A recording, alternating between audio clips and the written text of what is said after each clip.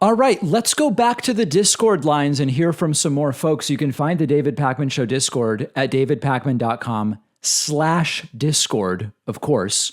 Why don't we talk to, oh, you know what? You know who's on?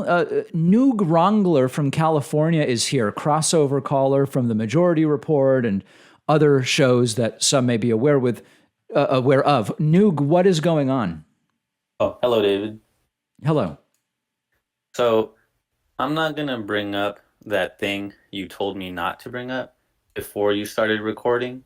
Okay. So let me begin by not bringing that up. All right.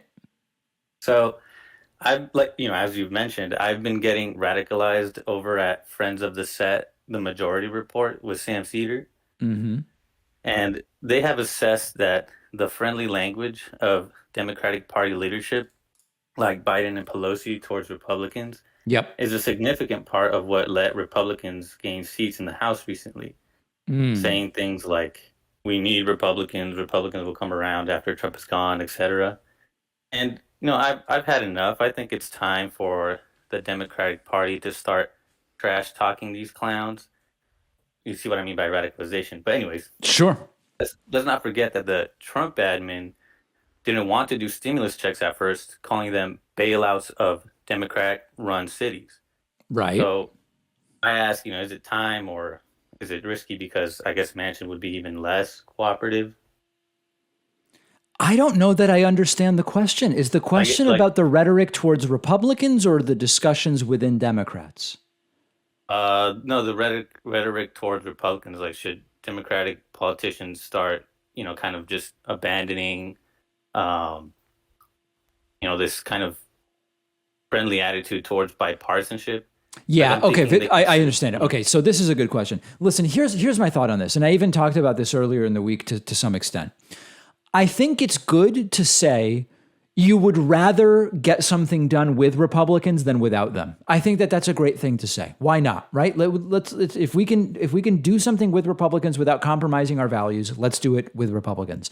I think it's great to involve Republicans in the conversation. When I read that Joe Biden has had this or that Republican at the White House and they talked about this and they talked about, that's fantastic, but you've got to know when to cut it off.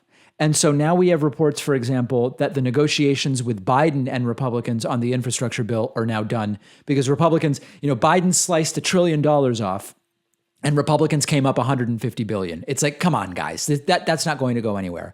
So you just cut it off. And the problem for Democrats is twofold. Number one, now there's like a moderate group of Democrats and Republicans negotiating the infrastructure bill.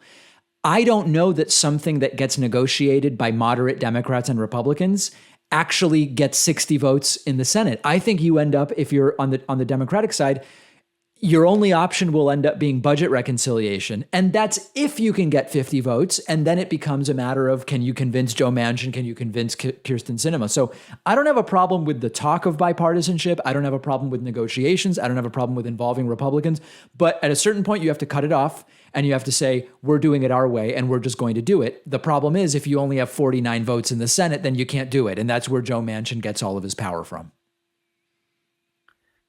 yeah, it's kind of bleak. It's bleak. I'm not going to lie. But listen, we still have memes, right? We at least have that. We do, that's true. I should get started on some of those too. I have some ideas. Please, please. I think Not to that be that a would bring a tease. nice positive energy to the show. All right. You know what the memes I am waiting for though is when the elections get close and the memes last year of I don't know, something important, and then it cuts off to you saying, doesn't matter, we need to get out and vote. Everybody needs to Right. vote. We're going to get back to that. We're going to get back to that. All right. Thank you for the call, my friend. Thank you. All right. There we go. Noog Wrangler there. For the longest time, I was having trouble finding snacks that are healthy but actually taste great and fill me up and satisfy a craving.